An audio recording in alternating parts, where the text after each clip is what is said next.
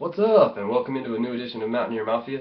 We'll go over a little bit of last week's Georgia State game. I think both teams came out and surprised me, probably most of the fan base. It looked like we were going to throw more than we were going to run, and Georgia State was trying to run the ball more than they were going to try and throw. It kind of looked like both coaches were trying to surprise each other. It obviously worked out very well for us, not so well for them. We took care of business just like we should have. I expected them to actually score at least a touchdown through the air, just because their passing attack is it's not great, but they usually score some points. I mean, they scored, I think, 28 against Oregon. So I expected them to score some more points on us. So that really shows how impressive our defense is playing right now. And as we get into this week, I expect that to continue. So this week we play against the University of Louisiana Monroe Warhawks. They're not having a great season. They are 1-4 currently. They have played two pretty good teams in Georgia and Alabama. Obviously, no one's going to give them much of a shot in those, and they probably performed about as expected in both of those games. Then they've also recently lost to Tulsa just last week, and just have been pretty unimpressive. They also played Georgia Southern, only lost by 20 in that one, but you know, I'm expecting them to play a little bit better after last year's pretty disappointing season. I would expect for them. They were an average Sun Belt team, and they were not bowl eligible, and I'm sure they wanted to turn that around this year. I don't think we'll see that happen. It's going to be a night game, 7 o'clock start. Down there in Monroe. I'm sure they're going to be wanting some payback. Last year we started our Sun Belt unbeaten streak against them. So I think they're definitely going to be looking for some redemption, get this season of theirs back on track, and we'll see if that can happen. I don't think so, but we're going to have two key guys that we need to get out there and just continue on their streaks that they're having right now. I mean, if you guys have been watching on TV or been there in person the last couple of weeks, these two guys are got to be the offensive and defensive MVP for us. Yeah, Latrell Gibbs has a bunch of interceptions, but I think if you really watch the every down defensive play, John Law is the man. He's making tackles on just about every play. When you're there in person, his name is being announced and being involved in the tackle almost every time, it seems like.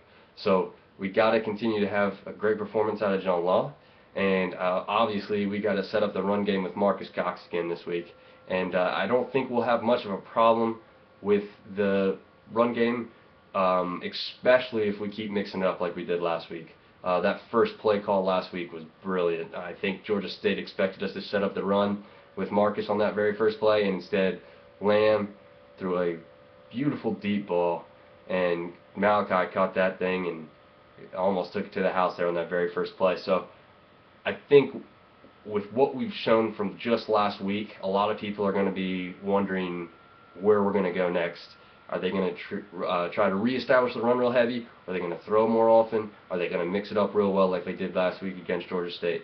I think we'll see some more of the mixing up. I think the last two games before Georgia State were run heavy solely because of the weather. So I expect this team to continue to do different things to surprise us. Jet sweeps with some of the wide outs, possibly some two-back sets. Obviously, Lamb will continue to seemingly throw deep. He did that quite a bit and did it pretty well last week. Of course, there were some underthrows, maybe I think one or two overthrows, but pretty impressive after you know, not being able to perform that way for the last 2 weeks, to come out and play that way, even indoors. So I expect that to continue. And here's my surprise guy. This guy is also very important to our defense. Ronald Blair. He's got to have a big game. This team looks like they might be susceptible to turnovers, both fumble-wise and interceptions. So if we can take advantage of that, that will be huge. And I think that starts right there on the line with Donald Blair coming around. And as it's labeled here, he's a heavy hitter. Him and John Law have got to be two of the hardest hitters we've had in a while. And I think we can cause turnovers, and create lots of problems for their offense. It seems like through their statistics, their quarterback throws a decent amount of interceptions,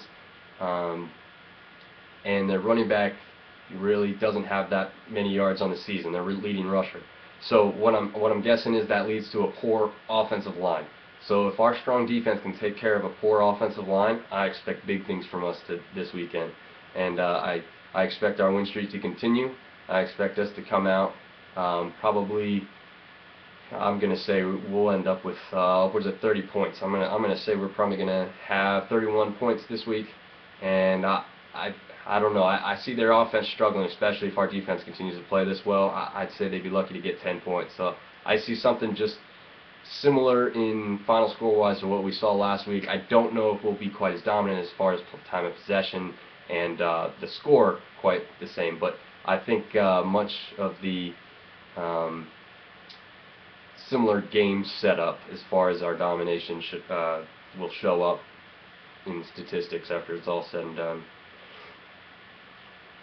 So we had an early Sun Belt game this week. Arkansas State took care of South Alabama. Wasn't a great game, but decently high scoring, so hopefully fans on TV got what they wanted, because there wasn't that many fans in the stands. But it's a Tuesday night game, so that's pretty difficult.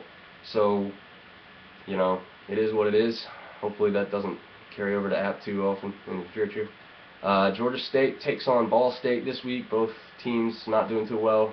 I expect Ball State to win after what we saw at Georgia State last weekend, and the Sun Belt's terrible out-of-conference record to also continue going downhill. Then we got Idaho taking on Troy. This should be a pretty decent matchup. Both teams again struggling on the year. I'm going to go with Troy on this one, but I think it'll be close. Idaho had played Georgia Southern half decently for a half last 3 weeks ago. I expect them to come out and play decently, but Troy to come out on top of it. We've got New Mexico State taking on Georgia Southern, and this one's not going to be close. Georgia Southern's going to take them to the woodshed, and I expect Georgia Southern to come in to our house next week with another win on their belt and a big game, big matchup for both of us. And then, of course, we end the nightcap with the Sun Belt Conference slate this weekend. So until next time, see you later.